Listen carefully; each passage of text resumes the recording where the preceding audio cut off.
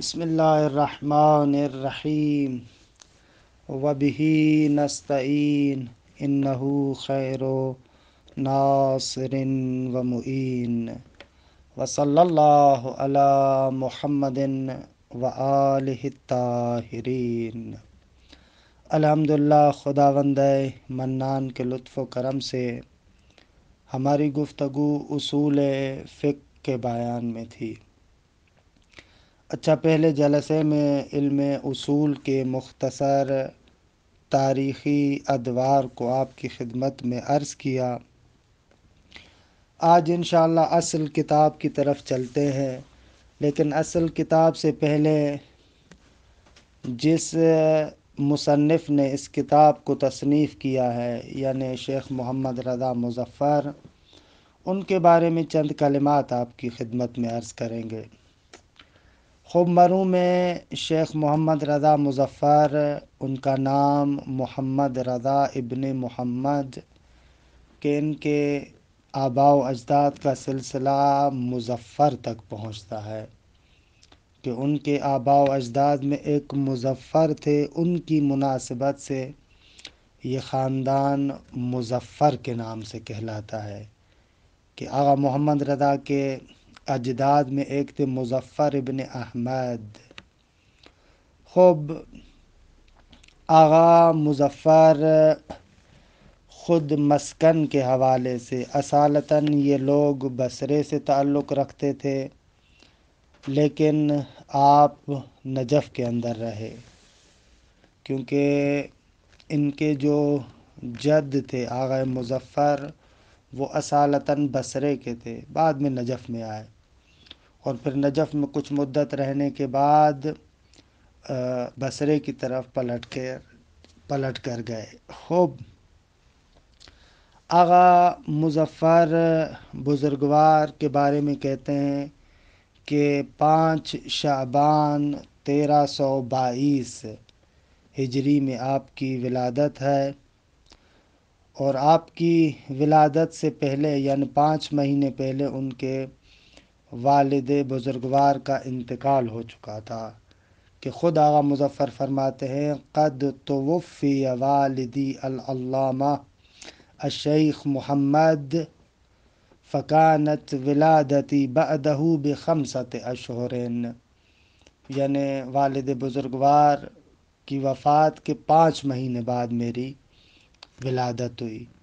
پس فلم ارہ ولم یرنی، نہ میں نے ان کو دیکھا نہ انہوں نے مجھے دیکھا۔ پھر آغا مظفر کی جو تربیت ہوئی وہ ان کی والدہ کی آغوش میں کہ وہ بھی ایک عالم دین کی بیٹی تھی کہ بہترین طریقے سے انہوں نے اپنے اس بیٹے کی تربیت کی، اور دوسری طرف سے کفالت ان کے بڑے بھائی شیخ عبدالنبی نے فرمائی۔ خوب شیخ عبدالنبی کے بعد آغا محمد رضا مظفر کی تربیت ان کے دوسرے بھائی شیخ محمد حسن مظفر نے فرمائی کہ اس کے بارے میں بھی خود آغا محمد رضا مظفر فرماتے ہیں وَقَدْ كَفَلَنِي أَخِي الكبیر المرحوم الشیخ عبدالنبی فَكَانَ لِي كَالْأَبِ الرَّؤُوفِ۔ خوب میری کفالت میرے بڑے بھائی شیخ عبدالنبی نے فرمائی کہ وہ میرے لیے والد کی طرح تھے۔ وَبَعْدَهُ بَقِيتُ تَحْتَ ظِلِّ أَخِي وَأُسْتَاذِي العلامہ الشیخ محمد حسن، بڑے بھائی کے بعد دوسرے بھائی کی تربیت کے زیر سایہ رہا کہ جو میرے استاد بھی تھے یعنی شیخ محمد حسن مظفر۔ آغا مظفر جو اپنی سوانح حیات لکھتے ہیں وہاں پر ذکر کرتے ہیں کہ آغاز میں نے علم نحو شروع کی، خب تقریباً 1335 میں علم نحو کا آغاز کیا کہ آغا مظفر فرماتے ہیں کہ وہی پہلی کتاب اجرومیہ جو عام طور پر حوزات کے اندر پڑھائی جاتی تھی وہ کتاب میں نے شروع کی، لیکن شروع میں درس و بحث میں بہت زیادہ رغبت نہیں تھی، بس ایسے ہی سستی سے جس طریقے سے ہوتا ہے بڑوں کے کہنے پر بہرحال کتاب پڑھ رہے تھے، لیکن بہرحال وہ نشاط نہیں تھا۔ یہاں تک کہ ادبیات کے بعد جیسے ہی میں منطق میں پہنچا تو یہاں پر آغا مظفر کہتے ہیں فتحت عینی للدرس، یہاں پر حقیقی معنی میں نے درس و بحث کے لیے اپنی آنکھیں کھولی۔ فکثر جدی فی التحصیل، اور علم حاصل کرنے میں بہت زیادہ جدت میں نے شروع کر دی، اور جو گزشتہ مباحث میں مجھ سے سستی ہوئی تھی وتدارکت ما فات منی فی علم النحو، علم نحو میں جو سستی کرتا تھا اس کا جبران کیا، تدارک کیا۔ خوب یہاں تک کہ آہستہ آہستہ پھر میں مطول میں پہنچا۔ مطول کے بارے میں کہتے ہیں کہ میں نے یہ اپنے استاد شیخ محمد طٰہٰ حویزی کے پاس پڑھی کہ یہاں پر واقعاً وہ دقت، وہ تأمل اور وہ ساری چیزیں میرے پاس آئیں۔ خوب استاد شیخ محمد طٰہٰ حویزی سے مطول پڑھی اور کچھ علم اصول کے مباحث ان سے پڑھے، اور اسی طریقے سے پھر آہستہ آہستہ جب سطحیات ختم ہوئے تو آش محمد رضا مظفر، جیسا کہ میں نے ذکر کیا، اعلام ثلاثہ آخوند خراسانی کے جو 3 عظیم شاگرد تھے کہ واقعاً علم اصول میں صاحب مکتب ان کو کہنا چاہیے، آغا نائنی رحمۃ اللہ علیہ، آش محمد حسین اصفہانی کمپانی اور آغا ضیاء عراقی، ان اعلام ثلاثہ کے دروس خارج میں شرکت کی۔ خوب شیخ جو ہے وہ کہ آغا نائنی کے درس میں، آغا ضیاء کے درس میں، آغا اصفہانی کمپانی کے درس میں، اور اسی طریقے سے کافی عرصے تک اپنے بھائی محمد حسن مظفر کے پاس بھی پڑھتے رہے۔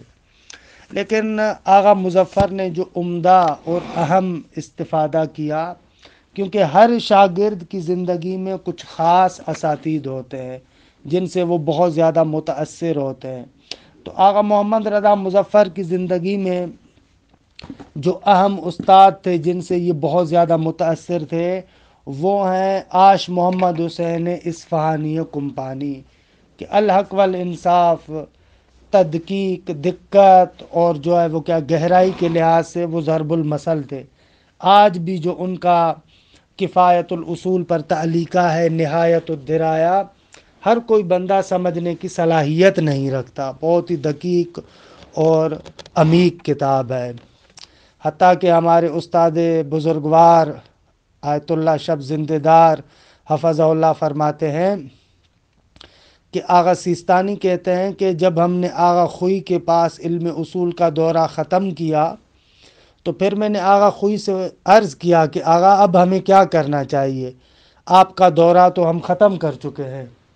تو آغا خوئی رحمۃ اللہ علیہ نے فرمایا کہ عمومی دورہ تو ہمارا اسی سطح کا ہوگا، سو اس میں شرکت کرنے کی دوبارہ ضرورت نہیں ہے، آپ کو چاہیے کہ آپ نہایت الدرایا یعنی آش محمد حسین اصفہانی کمپانی کی اس کتاب پر تأمل کریں۔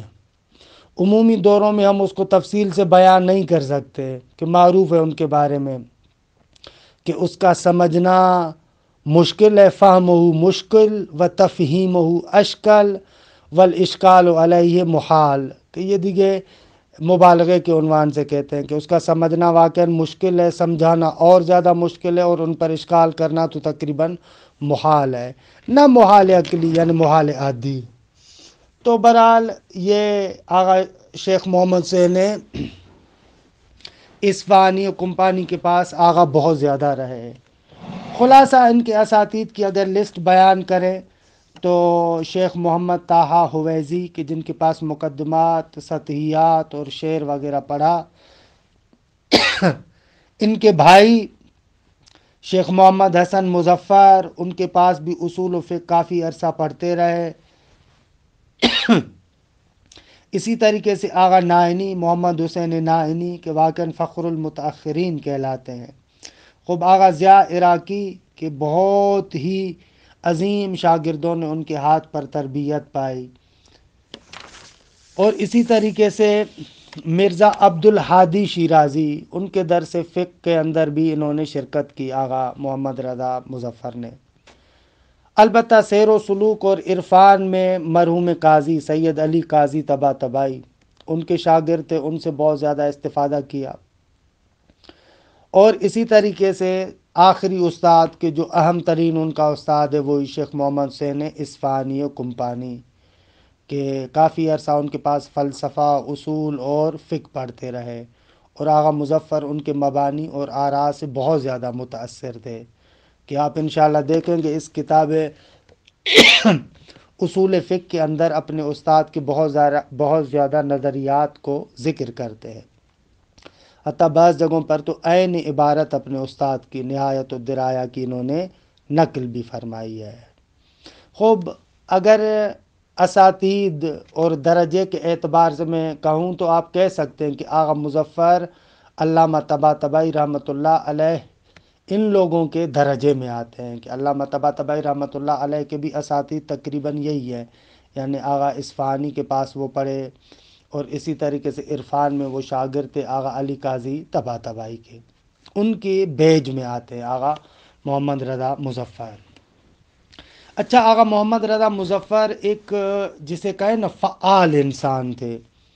شروع میں انہوں نے 1354 میں انہوں نے ایک جمعیت و منتدى النشر، ایک چاپ خانہ بنایا، کہ بالآخر پرانے زمانے سے یہ باتیں چلتی رہتی تھیں کہ بھئی کتابوں کے اندر ارتقاء آنا چاہیے، تو وہاں پر انہوں نے مختلف کتابوں کی تصانیف کا سلسلہ شروع کیا، کہ جدید اسلوب کے ساتھ اور خوبصورت پیرائے میں کتابوں کو لکھا جائے، کہ خوب یہ 1354 میں اور 1376 میں انہوں نے کلیت الفقہ کا آغاز کیا نجف اشرف میں، کہ برحال اس زمانے کی وزارت معارف عراقیہ نے ان کو باقاعدہ رسمیت بھی دی، کہ اس کلیت الفقہ میں فقہ امامیہ، فقہ مقارن، اصول فقہ، تفسیر، حدیث، علم النفس، علم الاجتماع، کہ وہی عمرانیات ہے، تاریخ، فلسفہ، منطق،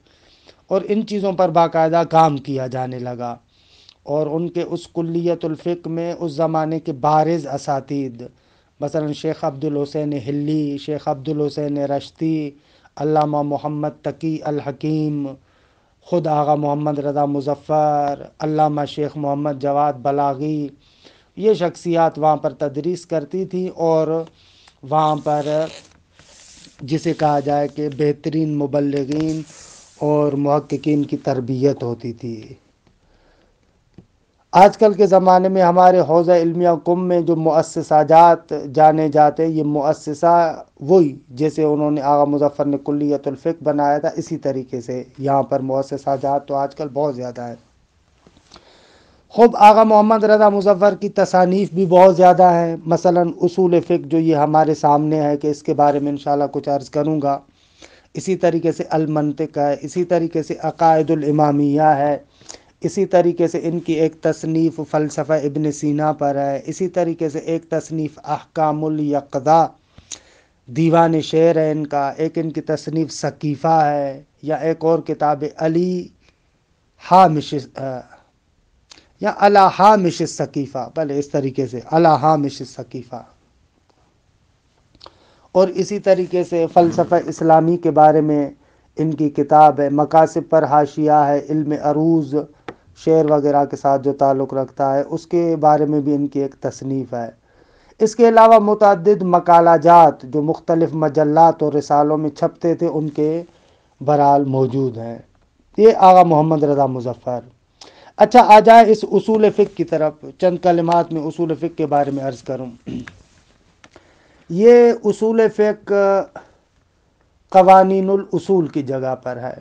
ہمارے حوزات کے اندر پہلے علم اصول جو پڑھا جاتا تھا اس کی ترتیب اس طریقے سے تھی، معالم پڑھتے، معالم کے بعد قوانین پڑھتے، قوانین کے بعد رسائل پڑھتے، رسائل کے بعد کفایہ پڑھتے، یہ طریقہ کار تھا۔ کہ برحال قوانین قدیم کتاب تھی، اپنی تمام تر عظمت کے باوجود بہت سارے ایسے نظریات تھے جو نقد ہو چکے تھے، لہذا اس کی جگہ پر ایک جدید اور اچھی کتاب کی ضرورت تھی، کہ آغا مظفر نے اس کتاب کو یعنی اصول فقہ کو تصنیف فرمایا، اور یہ کتاب جیسے ہی انہوں نے لکھی تو برحال حوزے کے اندر آہستہ آہستہ اس کتاب نے جگہ لینی شروع کر دی، اور بڑی بڑی شخصیات، حتیٰ آغا خوئی رحمۃ اللہ علیہ سے منقول ہے کہ جب آپ نے اس کتاب کو دیکھا تو آپ فرماتے تھے کہ کافی عرصے سے میرا یہ خیال تھا، میرے ذہن میں تھا کہ ایک کتاب لکھی جائے کہ جو بہرحال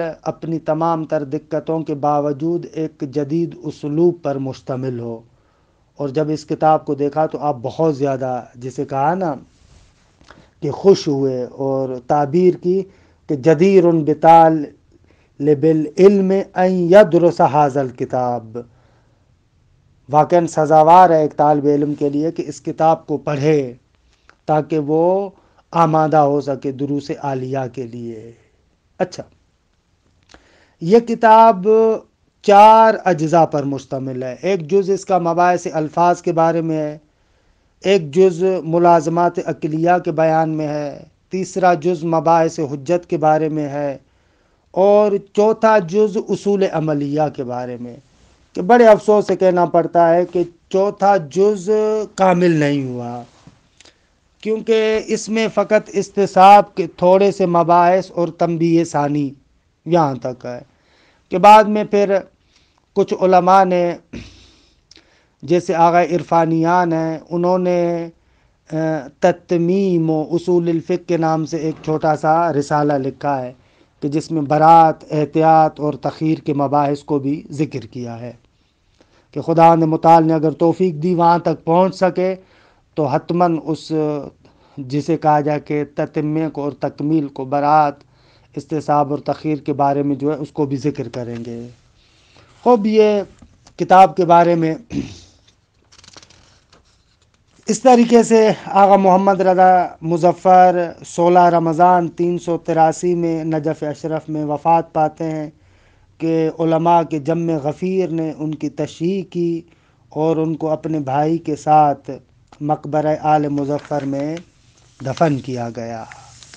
کہ یہ اس کتاب کے بارے میں اجمالی طریقے سے اور مصنف کے بارے میں اجمالی طریقے سے چند باتیں۔ اچھا، آتے ہیں اب ہم آہستہ آہستہ کتاب کی طرف چلتے ہیں۔ دیکھیں عزیزان من، اس کتاب کو ہم علم اصول کی دوسری کتاب کے عنوان سے پڑھ رہے ہیں۔ اس سے پہلے آپ الموجز فی اصول الفقہ پڑھ چکے ہیں، لہٰذا اس کتاب کی سطح کو ہم کوشش کریں گے کہ تھوڑا سا اوپر رکھیں، البتہ ایسے بھی نہیں ہے کہ بہت زیادہ باہر نکل جائے، کیونکہ پہلے جیسے میں نے موجز میں بھی عرض کیا تھا کہ علم اصول کی وادی ایسی وادی ہے کہ اس وادی میں جتنی باتیں کی جائیں اتنی کم ہیں۔ اتنا کام ہوا ہے علم اصول فقہ کے اندر، 1000 سالوں سے ہمارے علماء نے بہت زیادہ اس میں زحمت کی ہے، لہذا اس کے اندر بہت زیادہ باتیں کہی جا سکتی ہیں۔ حتیٰ آغا مظفر کے بعد کے علماء نے بھی بہت زیادہ جدید باتیں کہی ہیں، تو ساری باتیں تو یہاں پر نہیں کی جا سکتی، لیکن یہ بھی ہے کہ بالآخر آپ موجز کے بعد اس کو پڑھ رہے ہیں تو تھوڑا سا ہم کوشش کریں کہ بعض جگہوں پر جہاں پر زیادہ اہمیت ہوگی وہاں پر بحث کی سطح کو تھوڑا سا اوپر بھی لے کر جائیں گے، وإلا عمدہ ہمارا کام یہی ہوگا کہ اصول فقہ پر ہی ٹکے رہیں۔ لیکن عزیزان من، میں پھر عرض کروں گا کہ اس اصول فقہ کو آپ الموجز کے بعد پڑھ رہے ہیں، اور الموجز کو بھی ایک اچھے طریقے سے آپ پڑھ چکے ہیں کہ خوب الموجز کے ہم نے جو دروس کہے ہیں ان میں ایک مناسب سی سطح رکھی ہے۔ اگر آپ کو زحمت نہ ہو تو ان اصول فقہ کے دروس سے پہلے آپ ان الموجز کے دروس کو سنیں، کہ الموجز کے دروس سے آپ کو بہت زیادہ جسے کہا جائے کہ زمینہ مل جائے گا تاکہ اصول فقہ میں ہم وارد ہوں۔ بہرحال ان مقدمات کو چھوڑتے ہوئے آتے ہیں اصل کتاب کی طرف۔ المدخل، خوب مدخل میں وارد ہوتے ہیں۔ مدخل کے اندر آغا مظفر نے چند نکات کو ذکر کیا ہے کہ یہ معمولاً وہ مباحث ہیں کہ جن کو ہمارے علماء مقدمے کے عنوان سے ذکر کرتے ہیں۔ مثلاً آپ کفایت الاصول کو اٹھا کر دیکھیں، اس کفایہ کے اندر بھی آپ کو ان مقدمات کے عنوان سے کچھ مباحث ملیں گے۔ یہاں پر آغا مظفر نے اس مقدمے کے اندر جسے کہا جائے کہ تقریباً 14 مباحث کو ذکر کیا ہے۔ اس مقدمے کے اندر 14 مباحث کو آغا مظفر نے ذکر کیا ہے۔ خوب مدخل تعریف کے بارے میں، اور اس تعریف کے بعد انشاءاللہ مقدمہ شروع ہوگا کہ مقدمے میں 14 امور ہے۔ مدخل کے اندر تعریف علم اصول، فائدہ علم اصول، موضوع علم اصول اور علم اصول کے مباحث کی تقسیم، اس نقطے کو ذکر کرتے ہیں۔ خوب آتے ہیں پہلے خود تعریف علم اصول کی طرف۔ دیکھیں علم اصول کی تعریف کیا ہے۔ آغا مظفر تعریف فرماتے علم یبحث فیہ عن قواعد کہ تقع نتیجتها فی طریق استنباط الحکم الشرعی۔ یہ تعریف ہے کہ اس تعریف کے چند مفردات کی وضاحت کرتا ہوں اور اس کے بعد مثال کے ذریعے سے اس تعریف کو واضح کرنے کی کوشش کرتے ہیں۔ اچھا، ہر علم کی تعریف میں لفظ علم کو ذکر کرتے ہیں۔ اس علم سے مراد کیا ہے؟ آیا تمام مسائل ہیں، تمام مسائل کی معلومات ہے، یا ملکہ ہے؟ یہ موجز میں ذکر کیا ہے، درست۔ آگا یہ ایک ایسا علم ہے کہ جس میں بحث ہوتی ہے ان قواعد کے ساتھ۔ خوب قواعد کے بارے میں عرض کیا تھا کہ قاعدہ لغت کے اندر مستر کتابت کو کہتے ہیں، یعنی فٹ اسکیل کو کہتے ہیں، کہ آپ کہتے ہیں فٹا، اس فٹ اسکیل کو کہتے ہیں جس کے ذریعے سے لکیروں کو آپ کھینچتے ہیں، ناپتے تولتے ہیں۔ خوب اصطلاحاً کہتے ہیں قاعدہ یعنی وہ قانون کلی کہ جس قانون کلی سے اس کے جزئیات کے احکامات معلوم ہوں، یہ اصطلاحی تعریف ہے۔ یعنی وہ قاعدہ کلیہ، وہ قضیہ کلیہ کہ جس قضیہ کلیہ کے ذریعے سے آپ کیا کرتے ہیں، اس کے جزئیات کو پہچانتے ہیں، اسے کہا جاتا ہے قاعدہ۔ مثلا آپ کہتے ہیں کل فاعل مرفوع، خوب یہ ایک قضیہ کلیہ ہے۔ اس قضیہ کلیہ سے اس کے جزئیات کا آپ کو پتہ چلتا ہے۔ ضرب زید، یہاں پر زید کو مرفوع ہونا چاہیے۔ ضرب اللہ مثلا، یہاں پر اللہ کو مرفوع ہونا چاہیے کیونکہ ضرب کا فاعل ہے۔ یا انما یخشی اللہ من عبادہ العلماء، کہ یہاں پر فاعل ہے یخشا کے لیے۔ کہ یہاں پر مجھے ایک چھوٹا سا لطیفہ بھی یاد آ رہا ہے، مرحوم آیت اللہ طیب جزائری وہ مزاحاً کہتے تھے کہ پورے قرآن میں خدا نے کہا ہے کہ میں کسی سے نہیں ڈرتا سوائے مولویوں کے۔ حالانکہ مذاق کر رہے ہیں، شوخی کر رہے ہیں کہ اس آیہ کریمہ کو پڑھتے کہ انما یخشی اللہ من عبادہ العلماء، کہ یہاں پر اللہ مفعول ہے اور العلماء فاعل ہے۔ تو کہا کہ پورے قرآن میں ایک ہی جگہ پر خدا نے کہا ہے کہ میں مولویوں سے ڈرتا ہوں۔ اللہ شوخی ہے۔ کہنے کا مقصد یہ ہے کہ یہ قاعدے کی تعریف ہے جس کے ذریعے سے کیا ہوتا ہے، قاعدے کے ذریعے سے کیا معلوم ہوتا ہے، اس کے جزئیات کا پتہ چلتا ہے۔ یعنی قضیۃ کلیۃ، ایک ایسا قضیہ کلیہ کہ جس سے اس کے جزئیات کو پہچانا جائے۔ خوب یہ قاعدے کی تعریف ہے۔ حکم شرعی کیا ہے، کس طریقے سے، اس کے بارے میں انشاءاللہ ہم گفتگو کریں گے کہ حکم شرعی یا حکم واقعی ہے یا حکم ظاہری ہے، انشاءاللہ بعد میں تفصیلات آئیں گی۔ اس بنا پر علم اصول کی تعریف یہ ہے، علم اصول ایک ایسا علم ہے کہ جس علم میں ان قواعد کے بارے میں گفتگو ہوتی ہے کہ جن قواعد کا نتیجہ ہمیں استنباط اور استخراج احکام شرعیہ میں مدد دیتا ہے۔ مثلا آپ دیکھیں، جیسے مثال دیتے ہیں کہ خوب شریعت میں آیا ہے کہ نماز واجب ہے۔ خوب بھائی نماز واجب ہے، نماز کے وجوب پر کیا دلیل ہے؟ قرآن مجید کی یہ آیات۔ مثلا سورہ بقرہ میں ارشاد ہوتا ہے نا اقیم الصلاۃ، البتہ کافی مقامات پر یہ آیت آئی ہے اقیم الصلاۃ۔ یا مثلا ایک اور آیہ کریمہ جو سورہ نساء میں ان الصلاۃ کانت علی المؤمنین کتابا موقوتا، درست، موقوتا یعنی ای مفروضہ۔ ان دو آیات کو کہتے ہیں کہ یہ دو آیتیں نماز کے وجوب پر دلالت کرتی ہے۔ اچھا، پہلی آیہ کریمہ کے بارے میں دیکھیں اقیم الصلاۃ، یہاں پر اقیمو صیغہ امر ہے۔ انشاءاللہ ہم علم اصول میں ثابت کریں گے کہ صیغہ امر وجوب میں ظہور رکھتا ہے، اور اسی طریقے سے اسی علم اصول کے اندر ہم پڑھیں گے کہ ظواہر حجت ہے، ظواہر قرآن حجت ہے۔ خوب ان کے بارے میں انشاءاللہ گفتگو ہوگی۔ برخلاف اخباریوں کے کہ اخباری ظواہر قرآن کو حجت نہیں مانتے، لیکن ہم علم اصول میں ثابت کریں گے کہ صیغہ امر ظہور رکھتا ہے وجوب میں، اور اسی طریقے سے ظواہر قرآن حجت ہے۔ اب یہ دو قواعد ہیں، دو قوانین ہیں کہ ان دو قاعدوں اور دو قوانین کے ذریعے سے آپ آتے ہیں اور وجوب نماز کو ثابت کرتے۔ آپ کہتے ہیں اقیموا صیغہ امر ظہور رکھتا ہے وجوب میں اور ظواہر قرآن حجت ہے، پس یہاں سے آپ کیا ثابت کرتے ہیں؟ یہاں سے ثابت کرتے ہیں کہ نماز آپ پر واجب ہے۔ خوب اس وجوب نماز کو آپ نے ان قواعد کے ذریعے سے سمجھا۔ یہ والے جو قواعد ہیں نا، یہ والے قواعد آپ کو علم اصول میں بتائے جاتے ہیں۔ خلاصہ کلام، علم اصول میں ان قواعد کے بارے میں گفتگو ہوتی ہے کہ جن قواعد کے توسط سے آپ احکام شرعیہ کا استنباط کر سکتے ہیں۔ اچھا، ممکن ہے آپ کے ذہن میں آئے کہ بھائی بہت سارے ایسے قواعد ہیں کہ یہاں پر علم اصول کی تعریف میں بہت ہی مفصل مباحث ہیں کہ میں ان مباحث کی طرف نہیں جاتا، لیکن ایک معروف نقطے کی طرف اشارہ کروں۔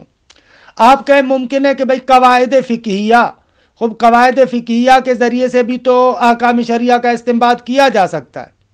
دیکھیں، فقہ کے مورد میں تین اہم علم ہیں۔ ایک علم فقہ ہے کہ فقہ استدلالی کی گفتگو وہاں پر ہوتی ہے، ایک قواعد فقہیہ کے نام سے علم ہے، باقاعدہ جداگانہ کتابیں لکھی جاتی ہے، اور ایک ہے علم اصول فقہ۔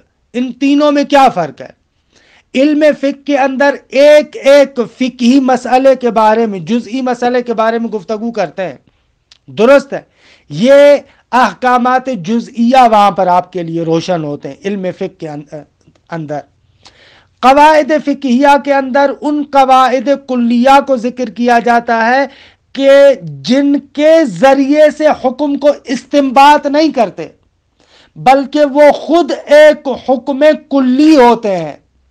ان کی تطبیق کے ذریعے سے آپ کو کیا ہے؟ احکامات کا پتہ چلتا ہے، جبکہ علم اصول کے قواعد کے ذریعے سے استنباط ہوتا ہے۔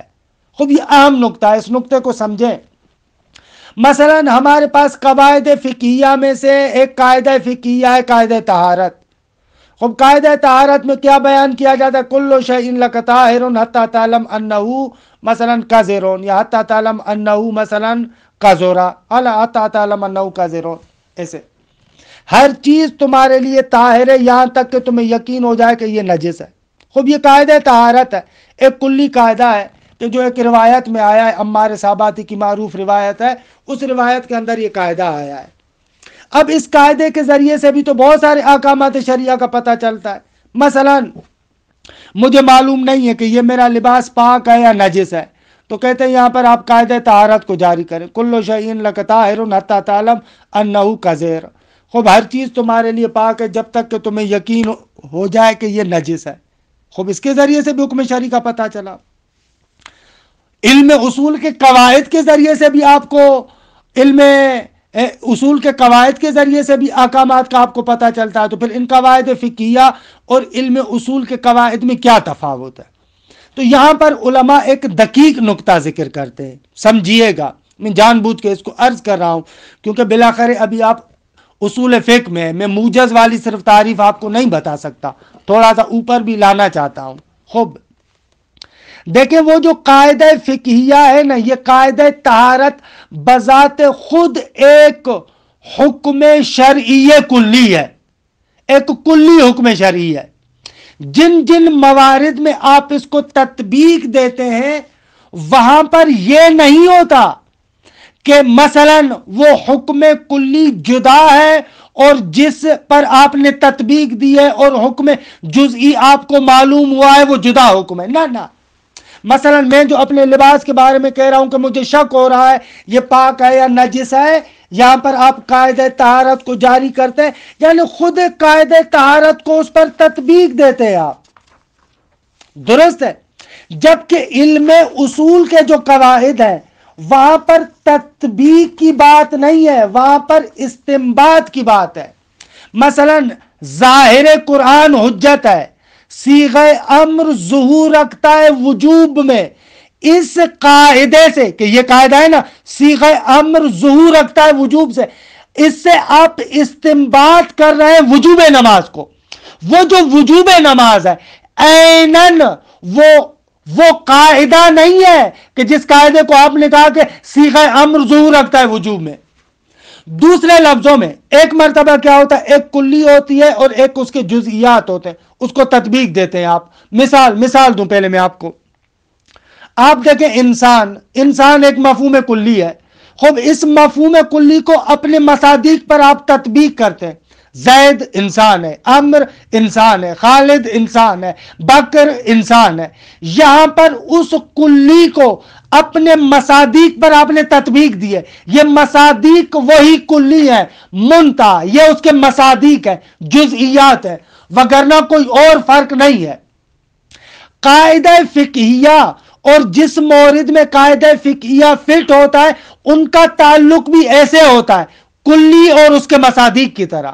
قواعد فقہیہ میں آپ کو ایک حکم کلی کا پتہ ہے جس حکم کلی کو اپنے مورد میں تطبیق دے رہا ہے. یہ مورد اسی حکم کلی کا مورد ہے، دونوں میں کوئی فرق نہیں ہے. بس وہ کلی ہے، یہ اس کا مصداق ہے، وہ کلی ہے، یہ اس کا جزئی ہے. اس طریقے سے اس کے علاوہ کوئی اور فرق نہیں ہے. لیکن علم اصول کے اندر جو قواعد ہیں، علم اصول کے قواعد اور وہ احکام شرعیہ اس کلی اور مصداق کی طرح نہیں ہے. یعنی انسان اور زید کی طرح نہیں ہے کہ زید اسی انسان کا مصداق ہو، نہ ایسے نہیں ہے. بلکہ قواعد علم اصول کا طریقہ کار یہ ہے کہ وہ ایک قاعدہ ہے جس قاعدے کو وسیلہ بنا کر آپ حکم شرعی کی طرف جاتے ہیں. مثال یہی مثال جو یہاں پر ہم نے عرض کیا، اسی مثال کو دیکھیں آپ. ہم کہتے ہیں کہ صیغہ امر ظہور رکھتا ہے وجوب میں. اب یہ ایک قانون ہے، اس قانون کو وسیلہ بنا رہے ہیں تاکہ آپ نماز کے وجوب کو سمجھیں. اب وجوب نماز صیغہ امر ظہور رکھتا ہے وجوب میں، اس کے مصادیق میں سے نہیں ہے. نماز کا وجوب اور صیغہ امر ظہور رکھتا ہے وجوب میں، ان دونوں کا رشتہ انسان اور زید کی طرح نہیں ہے، بلکہ اس قاعدے کے توسط سے اس کو وسیلہ بنا کر آپ نے اس حکم شرعی کو سمجھا. بس نقطہ سمجھ میں آیا کہ قواعد فقہیہ اور علم اصول کے اندر کیا تفاوت ہے. علم اصول کے قواعد اگر آسان لفظوں میں کہوں تو وہ کبرائے کلی ہے، وہ حد وسط ہے، جس حد وسط کے ذریعے سے احکام شرعیہ کو حاصل کرتے ہیں آپ. لیکن قواعد کلیہ وہ وسط نہیں ہے، وہ حد وسط نہیں ہے، بلکہ قواعد کلیہ کو آپ اپنے مصادیق پر صرف تطبیق دے رہے ہیں. یعنی عیناً دونوں وہی چیز ہے، فرق فقط کلیت اور جزئیت کا ہے. یہ عام نقطہ ہے کہ اس نقطے کو انشاءاللہ آپ سمجھیں گے تاکہ علم اصول کی تعریف اور قواعد فقہیہ کا فرق آپ کے لیے واضح ہو. خوب دیکھیں اس عبارت کے ٹکڑے کو کہ وقت نکل رہا ہے، کیونکہ ہمارا قرار یہ ہے کہ انشاءاللہ درس ہمارا 40 منٹ کا ہوگا.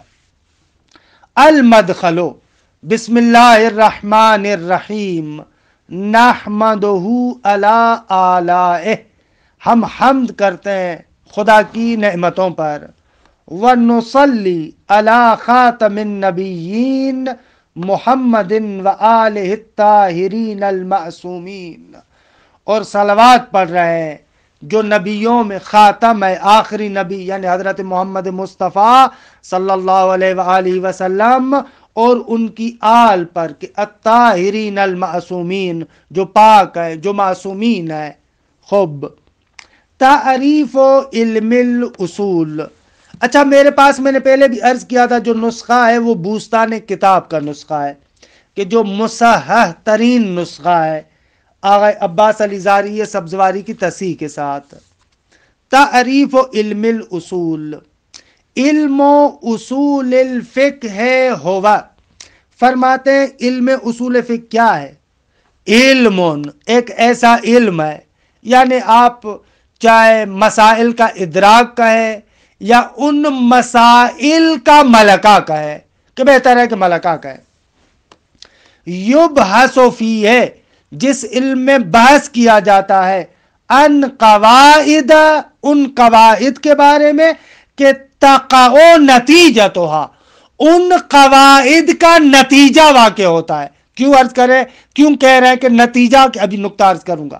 ان قواعد تقع نتیجتھا ان قواعد کا نتیجہ واقع ہوتا ہے کہاں پر؟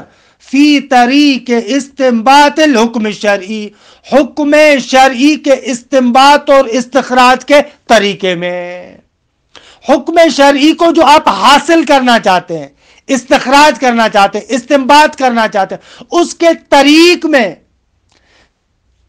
ان قواعد کا نتیجہ واقع ہوتا ہے. کیوں کہہ رہے ہیں نتیجہ واقع ہوتا ہے، وہ خود قواعد کیوں نہیں؟ اس لیے کہ اگر اصل قاعدے کے بارے میں گفتگو علم اصول میں ہوتی ہے. مثلا القیاس حجت عملا، خب یہ ایک مسئلہ اصولی ہے، یہ چیز استنباط حکم شرعی میں واقع نہیں ہوگی. اس مسئلے کا جو نتیجہ نکلے گا وہ نتیجہ استنباط حکم شرعی میں کارآمد ہوگا. جب اس مسئلے کے بارے میں آپ نے گفتگو کی کہ قیاس حجت نہیں ہے، یہ دیگے استنباط حکم شرعی میں مبد اور معاون ہوگا. اگر کسی جگہ پر کوئی قیاس کرے گا تو ہم کہیں گے نہ، حکم شرعی ایسے نہیں ہوگا کیونکہ قیاس حجت نہیں ہے. مثلا خبر الثقۃ حجت عملا، یہ ایک مسئلہ اصولی ہے. اب اس مسئلہ اصولی کا جو نتیجہ نکلے گا، مثلا خبر ثقہ حجت ہے، خوب یہ استنباط حکم شرعی میں واقع ہوگا اور مفید ہوگا. قواعد قاعدہ وہی مسائل علم اصول ہیں.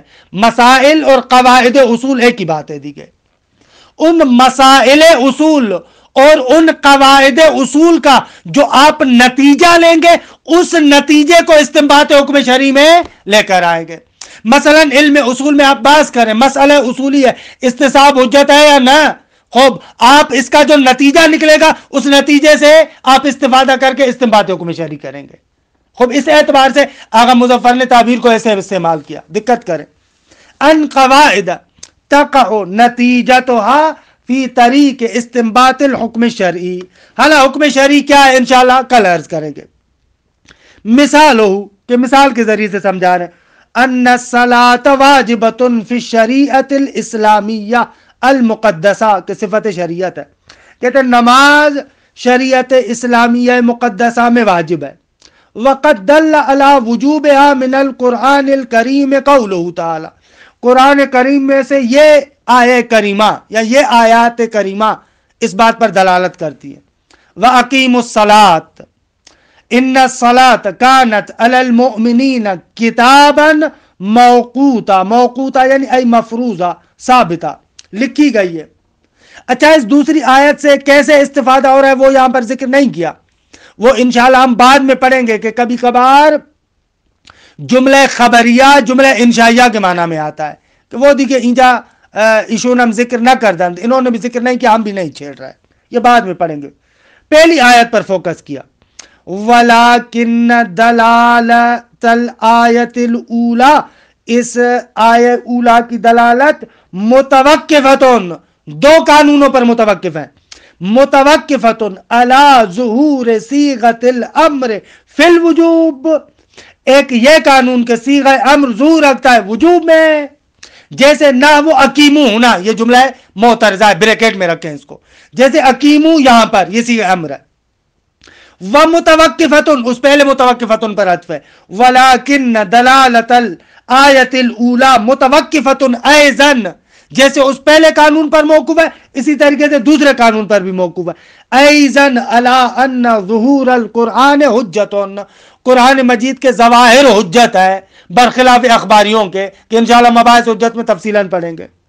یصح الاستدلال بہ، اس ظہور قرآن کے ساتھ استدلال آپ کر سکتے ہیں.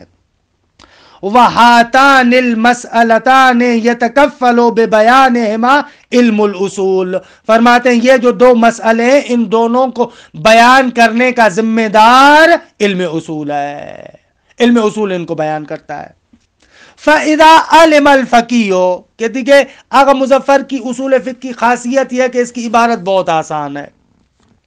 فَإِذَا عَلِمَ الْفَقِيهُ مِنْ هَذَا فَإِذَا عَلِمَ الْفَقِيهُ مِنْ هَذَا الْعِلْمِ، جب اس علم سے فقیہ نے جان لیا کہ ان صیغۃ الامر ظاہرۃ فی الوجوب وان ظہور القرآن حجۃ، جب اس علم سے اس کو پتہ چل گیا کہ صیغہ امر ظہور رکھتا ہے وجوب میں اور ظہور قرآن حجت ہے، فَإِذَا عَلِمَ کا جواب استطاع، تو اس کے اندر توان اور قدرت آ جائے گی کہ ان یستنبط من هذه الآیۃ الکریمۃ المذکورہ، اس آیہ کریمہ سے کہ جو اوپر ذکر ہو چکی اس سے استنباط کرے، ان یستنبط کا مفعول ان الصلاۃ واجبۃ، کہ نماز واجب ہے، وَهَكَذَا فِي كُلِّ حُكْمٍ شَرْعِيٍّ مُسْتَفَادٍ مِّنْ أَيِّ دَلِيلٍ شَرْعِيٍّ أَوْ عَقْلِيٍّ، اسی طریقے سے ہر حکم شرعی کہ جو مستفاد ہے، جس کو استفادہ کیا جاتا ہے دلیل شرعی سے یا دلیل عقلی سے،